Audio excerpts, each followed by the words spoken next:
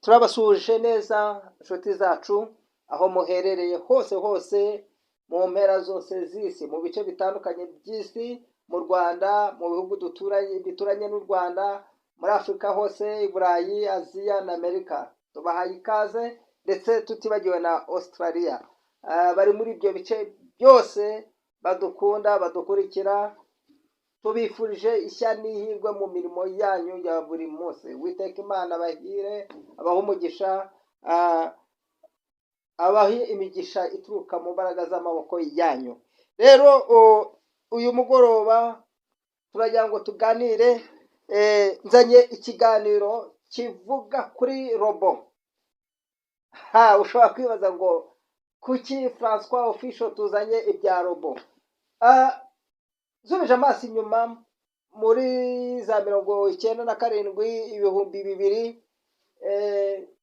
hari hariho ibintu byitwa ubuhanuzi mu matorero atandukanye y'abaprotestant, cyane cyane ADPR. Abantu bahanura bati mu bihumbi bibiri isi izashira, ati bizagaragaza ko isi igiye gushira, muzabona abantu batagishobora kugura no kugurisha bitwaje amafaranga mu ntoki, ngo hazazaho ikoranabuhanga rituma abantu bagurirana batishyuranye mu ntoki, ngo ibyo rero ngo bizaba bigaragaza gukora kwa Antikristo, ngo isi izaba irangiye. Ibyo twarabitegereje turabibona mu bihumbi bibiri. Cyakoze isi ntabwo yarangiye nk'uko abantu bavugaga ko isi izarangira. Icyakora nemera ko ikinyagihumbi kirashira, ikinyejana kirashira, ikinyacumi kirashira, ikinyejana kigashira, ikinyagihumbi kigashira, ibihe bigasimburwa n'ibindi. Ariko ntabwo isi yarangiye nk'uko babivugaga. Ibimenyetso batangaga wabonaga ko koko isi iri hafi kurangira, ariko ntabwo yarangiye. Hari Imana yari isubiye, ntabwo nabimenya kuko mbona mbaho simenya uko bigenda. Hari Imana yari isubiye cyangwa se barabeshyaga. Ariko ngewe nkoresheje ubwenge bwanjye, nkurikije n'ibiriho ubu, tuvuze yuko tugiye kuvuga ku iterambere ry'ubwenge buhangano buri gukoresha amarobo. Abantu bagahanga amarobo atandukanye. Hagiye habaho za robo zikora imirimo yo mu nganda n'ibindi. Ababizi neza musubize amaso mu myaka y'1700 n'1800 mu cyo bita revolution industrielle mu Burayi na za Amerika. Icyo gihe ibikoresho byo mu nganda byasimbuye ibikoresho gakondo, bisimbura imbaraga z'abantu. Abantu batangira kugenda bagabanya imbaraga mu gukora mu nganda, kubera ko ibyinshi byakorwaga na mashine. Habayeho development za mashine zitandukanye zigenda zitunganya ibyo abantu batunganyishaga amaboko yabo. Hanyuma rero uko byagiye bizamuka, hagerwaho no gukoresha za robo n'ibindi. Mu minsi ishize nagiye mbona imodoka zitwara. Ibyo ni iterambere. Ariko noneho ndashaka kuvuga ku iterambere rigezweho ubu, rya robo zikora nk'abantu. Ziravuga, ziragenda, ushobora kuyituma guhaha, igahaha, ikagarura amafaranga. Ushobora kuyisigira umwana, ikagaburira umwana. Ushobora ibyo ari byo byose robo ziri kubikora. Mu myaka yashize mwabonye robo yitwa Sophia mu gihugu cyacu cy'u Rwanda. Abantu bagira ngo koko ni ibintu bigize bidasanzwe, ariko kandi ntibyari binasanzwe, ariko twagombaga kwitega ibiza. Ubu rero ndashaka kuvuga kuri robo ziri gukorwa ubu ngubu, zigomba gusimbura abagabo cyangwa se zigasimbura abagore. Ubwo abarokore turaje tuvuge ngo ni ibimenyetso by'irangira ry'isi. Birashoboka ko mu myaka izaza umugabo atazajya ashaka umugore, cyangwa se umugore ntashaka umugabo, akabana na robo, kuko bazikorana ibimenyetso byose by'umugore cyangwa se ibimenyetso by'umugabo, ndetse bakazishyiramo n'ubushake. ibyo nibyo tugiye kwitaho tukareba rero. Izi robo tugira ngo tuvugeho ni robo zitwa humanoid robots, zimeze nk'abantu, zifite imiterere y'abantu. Rwose nabonye iyi nkuru ntayihererana, izi robo narazibonye ziri gucicikana ku mbuga nkoranyambaga zitandukanye, mbona sinabyihererana, binsaba kujya in deep nkora ubushakashatsi kuri zo. Izo robo rero zitwa humanoid robots, akaba ari ubwoko bwa robo bwubakwa hagamije kugaragaza cyangwa kwitwara nk'abantu. Akenshi rero izi robo zigira umutwe, zikagira amaboko n'amaguru, ndetse rimwe na rimwe zikagira amaso cyangwa se zikagira isura isa n'abantu. Ibyo byose bigamije kuyifasha kugenzura ibidukikije nk'uko natwe abantu tubigenza, kugenzura ibidukikije, abantu imiterere y'ahantu bitandukanye, zikitwara nk'abantu, cyangwa se ariko zikaba zigamije, abazikora bagamije kugira ngo zishobore kubana n'abantu. Nk'uko wagira umukozi ukaba udashaka gutunga umukozi, ukagura robo ukajya uyituma ku isoko igahaha, ikaza igateka n'ibindi. Ibyo nibyo izo robo zakorewe. Izi robo rero za humanoid robots zifite ubushobozi bukurikira: imyitwarire nk'iy'umubiri usanzwe, zifite imyitwarire nk'iy'umubiri w'abantu, icyo bita mu cyongereza locomotion. Ishobora kugenda n'amaguru abiri nk'abantu, ishobora kwiruka, ishobora gusimbuka, ishobora kurira, cyangwa se igakora ibikorwa byose umuntu asanzwe akora. Ifite imikorere y'amaboko, ishobora gutwara ibintu, ishobora gufunga no gufungura, ishobora gukora akazi gasaba ubuhanga nk'uko umuntu nawe yabikora, ishobora kubaka amazu, ikaba umufundi cyangwa se ikaba umuganga ikavura.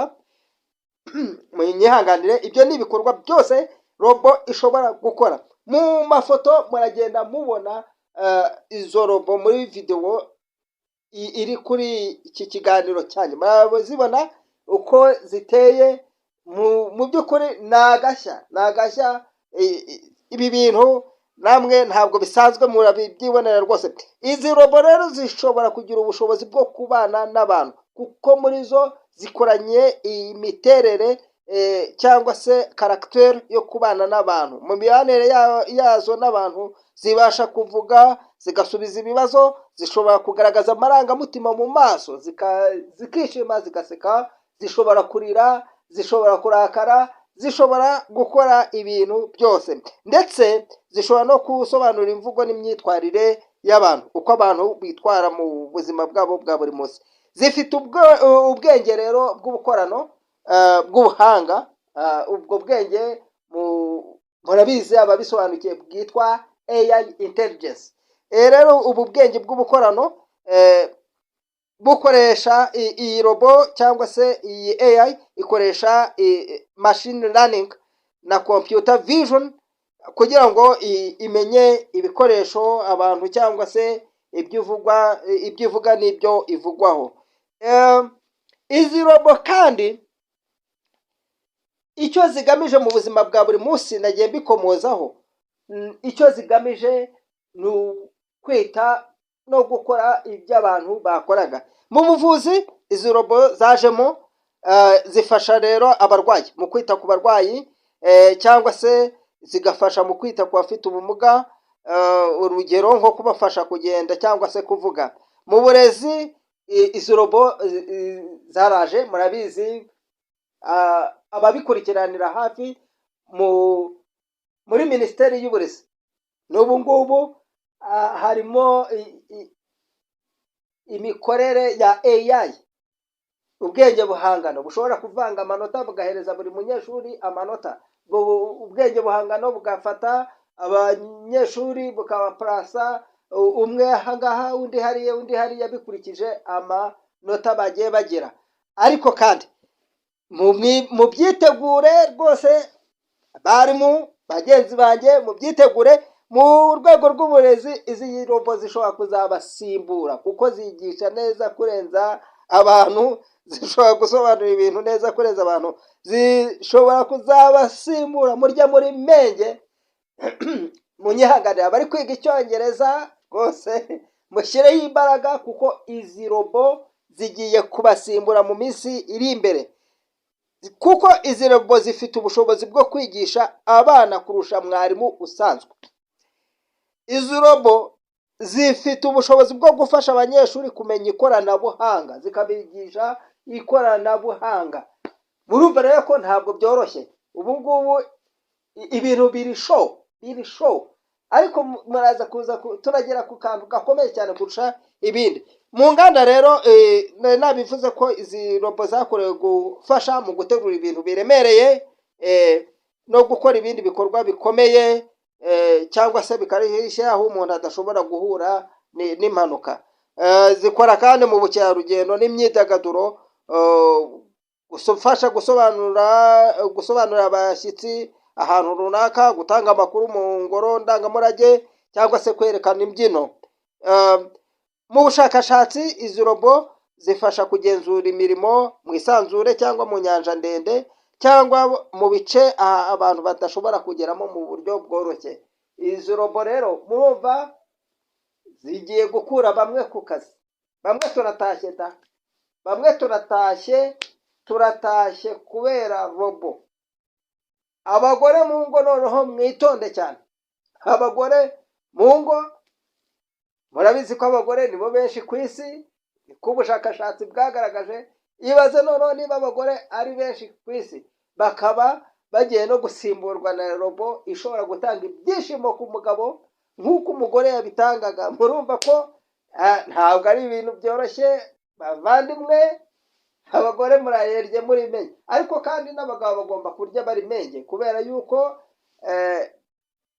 niba hashobora kubaho robo iteye nk'umugore igatanga ibyishimo nk'uko umugore yakabitanze ku mugabo, murumva ko hariho na robo nazo ziteye nk'abagabo zishobora kurusha abagabo gutanga ibyishimo ku bagore. Abagabo namwe batazi gushimisha abagore babo, namwe ubwo akanyu kashobotse robo bazajya babagurira robo zibafashe, ubwo zibagire mu kazi. Hanyuma urumva ko ikizakurikira ni ugusenya, nta kindi. Rero izi robo zishobora gukoreshwa no mu bumenyi bwo kubaka, mu bijyanye no kubaka. Hari amoko ya robo atandukanye akoreshwa mu kubaka. Harimo robotics engineering ifite ubumenyi bwo kubaka, harimo artificial intelligence nayo ikora mu kubaka, harimo mechatronics ihuro rya electronics na mechanics na computing, harimo material science ibikoresho byoroshye bikomeye kandi bitaremereye, harimo computer vision and natural language processing NLP, kugira ngo iyi robo ishobore kureba, yumve kandi isubize mu buryo bworoshye. Ingero za robo rero zizwi muri ubu buryo harimo Sophia, mwarayibonye hano mu Rwanda. Sophia niyo robo ya mbere yakozwe ifite imiterere ya humanoid robot iteye nk'umuntu. Mwarabibonye muri convention yashoboraga gusuza abantu, ikavuga ijambo, igasubiza ibibazo bimwe bigiye bitandukanye. Mwarayibonye. Harimo Asimo, iyo Asimo yakorewe mu Buyapani muri Honda, yakozwe n'uruganda rwitwa Honda. Sophia yo yakorewe muri Hong Kong, ikorwa n'uruganda rwa Hanson Robotics. Hanyuma iyi Asimo ya kabiri mvuze ni imwe mu za mbere zikunzwe cyane ku isi. Ishobora kugenda, ishobora gusimbuka ndetse no kwiruka. Hakaza robo ya gatatu yitwa Atlas, yakozwe n'uruganda rwitwa Boston Dynamics muri USA. Ifite ubuhanga bwo gusimbuka, kurira no gukora imyitozo ngororamubiri. Hakaza Ameka Ameka yakozwe n'uruganda rwitwa Engineered Arts rwo muri UK mu Bwongereza. Ifite isura isa cyane n'iy'umuntu, ikagaragaza amarangamutima mu buryo butangaje. Izi robo abashoboye kujya ku mbuga nkoranyambaga bazisura kenshi, muragenda muzibonaho cyane cyane kuri za TikTok n'ahandi. Rero izi robo zifite inyungu nyinshi, ariko zifite n'ibibazo byinshi. Mu nyungu rero zishobora gufasha abantu mu kazi, gutanga ubufasha mu buzima bwa buri munsi, gukora imirimo ikomeye cyangwa se ibabaza abantu, ariko zifite ibibazo zishobora guteza, harimo igiciro cyazo gikomeye. Icyo ni kimwe mu bibazo. Hakaza ibibazo by'umutekano. Urumva ni robo zikora mu rugo zikamera nk'abagore mu rugo, ntuyizana izagusimbura. Niba uri umugore igusimbure, ihinduke umugore wowe ubwo uburizwemo, kuko yo nta burwayi izaba yanduza ntacyo. Murabizi ko abantu benshi bararwaye, baba bafite uburwayi butandukanye, abantu bakabatinya. Rero urumva ko izi robo nizisimbura abagore cyangwa zigasimbura abagabo, zizatera ibibazo byinshi, kuko zizajya zitera amakimbirane. Ariko cyane cyane itera ibibazo iyo ikoreshejwe nabi. Zishobora gutera impungenge zijyanye n'ukuntu zishobora gusimbura abantu, nabivuze mu kazi. Hari ikindi kibazo rero cya ethique, imyifatire myiza n'amategeko, nabyo mbivuzemo, nko kumenya aho bigarukira mu guha robo ubushobozi buhambaye n'ibindi. Rero muri izi robo twari tuvuze, iyi robo zifite imiterere nk'iy'abantu. Rero ikoranabuhanga ubu rigeze ahantu rikomeye. Mwa bantu mwe bavandimwe mutari mu ikoranabuhanga, musigaye inyuma rwose pe. Abantu batari gukoresha ikoranabuhanga basigaye inyuma. Ahubwo mushyireho imbaraga, tugende tujyane n'igihe, kuko niba bitari ibyo bintu birakomeye. Bamwe bazisanga barabuze akazi, robo zarabasimbuye nk'uko nabivuze. Gusa Imana izafashe, sinzaba ndi muri abo bazasigara babuze akazi kubera robo. Ahubwo turasaba ngo Imana ijye idushoboza, iduhe ubwenge kugira ngo robo zitazadusimbura. Rero aho imibare igeze, ibigo bitandukanye byo muri Leta Zunze Ubumwe za Amerika, Uburayi no mu Bushinwa bimaze imyaka bikora izi robo zifite imiterere nk'iy'abantu. Hari robo zifite programmation igamije gutuma ziganira n'uzikoresha, bityo zigafatwa nk'aho ziri hagati ya robo n'igikinisho cy'imibonano mpuzabitsina. Rero murumva imiterere yazo. Izi robo zifite imibereho nk'iy'abantu, zikagira imiterere n'imyitwarire bijya kumera nk'iby'abantu. Murumva ko nyine ni ikibazo, ariko kandi ni n'igisubizo ku iterambere ry'isi. Hari izifite programmation igamije gutuma rero ziganira, nari maze kubivuga, ariko ziteye impungenge nk'uko nagiye mbisubiramo. Rero abahanga bashoboye gukora izi robo, harimo Riodor Apps Creations yo muri California. Umuyobozi wayo akaba Matt Masimulen. Matt ni umwe mu bahanga bazwi cyane muri uru rwego rwo gukora amarobo yo muri ubu buryo. Uru ruganda rwa Riodor rukora sexy robots zifite isura n'imiterere isa cyane n'iy'umugore, ndetse bafite ikoranabuhanga rya Harmony AI rituma robo ziganira n'umuntu. Hakaza uruganda rwa kabiri Roxy True Company yo muri New Jersey, yatangijwe na Douglas Haynes. iyi yakozwe nk'imwe mu za mbere zashoboye kuvuga no gusubiza ibibazo bitandukanye. Mu Burayi hari muri United Kingdoms, mu bwami bw'Abongereza, hari ikigo cyitwa Samantha Robot cyatangijwe n'umudokiteri witwa Sergi Santos, akaba umuhanga mu by'ubuturo n'ubukorikori nanotechnology. Uyu rero Samantha,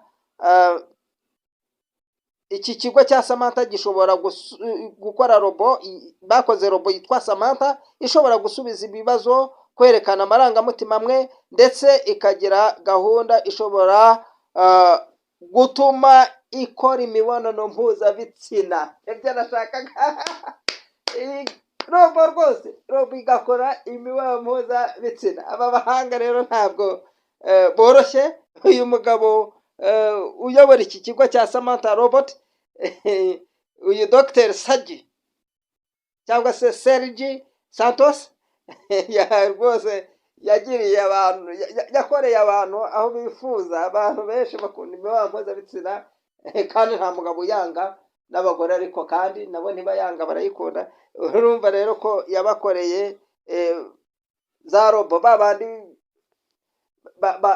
bagenda bahura ari abagore ku bagore cyangwa abagabo ku bagabo.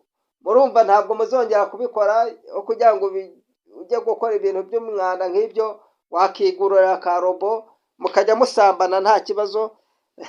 Nubwo mutagomba kwibagirwa ko gusambana ari icyaha, Imana iracyanga urunuka. Muri Espagne cyangwa Spain ndetse n'ahandi hari inganda zitandukanye ziri gukora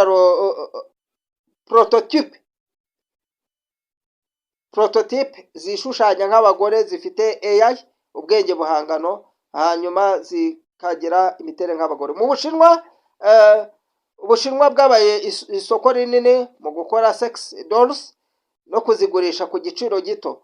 Ibigo nka DS Doll Robotics na AI Ortec bikora robo zisa n'abagore, zifite ijwi rihinduka kandi zishobora kuganira, ku buryo ishobora gutera umugabo umutoma, umugabo ntashobore kwikurayo.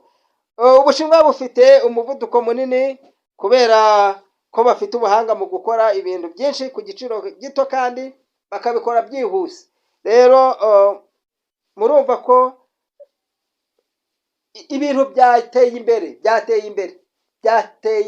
imbere. Nushaka ubyemere, nushake ubihakane, ariko kandi uko ibihe bigenda bitera imbere, mumenye ko Bibiliya ivuga ngo niko wa munsi urushaho kugira gute, kutwegera. Uko mubibona birushaho gutera imbere, niko umunsi w'umwami nawo urushaho kutwegera. Ariko ntabwo twamenya ngo ni ryari uwo munsi w'umwami, ni ryari, n'ejo cyangwa n'ejo bundi. Oya, wowe ugomba gukora ibikureba, ariko ukagira kandi ingeso zigaragaza umuntu uri muri Kristo Yesu. Turagenda tuvangamo mu byo mu gihangano, tuvangamo n'iby'ijambo ry'Imana, kubera yuko ibintu byose byakabaye biherekezwa n'ubutumwa bwiza, ubutumwa bw'amahoro, ubutumwa buruhura, ubutumwa bufasha abantu kuva mu bya kera bakinjira mu bishya muri Kristo Yesu. Rero ndumva nta byinshi mfite kugira ngo tukomeze tubiganireho, ariko nashatse kubabwira ngo ibihe aho bigeze ntabwo ari ibihe byo gukinisha. Ibintu byateye imbere ubu ngubu rwose, abantu bakwiye kurya bari menge, cyane cyane abakora ka kazi k'imbaraga bagomba gukora bari menge cyane cyane cyane, kubera ko robo zaje, nubwo zaraje ariko ziri gukwira cyane muri iki gihe. Murabizi muri iki gihugu cyacu hari abakoreshaga ibizamini bya perime. Mu Busanza murabizi ko ubu haje ikigo gikoresha ibizamini bya perime provisoire na definitif, umuntu agakorera imbere ya AI. imbere ya robo, nubwo utabuyibona ariko ubukorana na robo. AI ifite robo ifite AI, artificial intelligence, ikagukoresha ikizamini, ikaguha amanota, nta mupolisi muri kumwe, nta muntu uri kugucunga n'ibindi. Usibye muri ibyo rero murabizi ko mu mabanke birahari, robo zirimo zikora imirimo itandukanye isaba ubwenge buhanitse. Siho gusa mu buvuzi robo zaraje mu buvuzi. Mu minsi yashize nigeze numva ko ikigo niba ntibeshye ibitaro bya Kanombe byakiriye robo igomba gufasha mu buvuzi, igafasha mu gukora mu kuvura muri za ndwara zikomeye. Rero mu by'ukuri abantu mukwiye kusobanukirwa mukamenya aho ibihe bigeze, ariko cyane cyane ibigaragaza yuko isi nyine nubwo yo itashira, ariko iherezo ry'abantu aba ari rigufi, ibihe bigenda bisimburana byiruka cyane. Wa munsi w'umwami gwegereza ni ugukora robo zisimbura abagore, robo ziteye nk'abagore, zikajya amarangamutima nk'ay'abagore, zishobora gukorana n'abagabo imibonano mpuzabitsina zikabashimisha nk'uko abagore bashimisha abagabo. Murumva ko ntabwo byoroshye, ariko abari muri Kristo Yesu ntateka tuzacirwaho.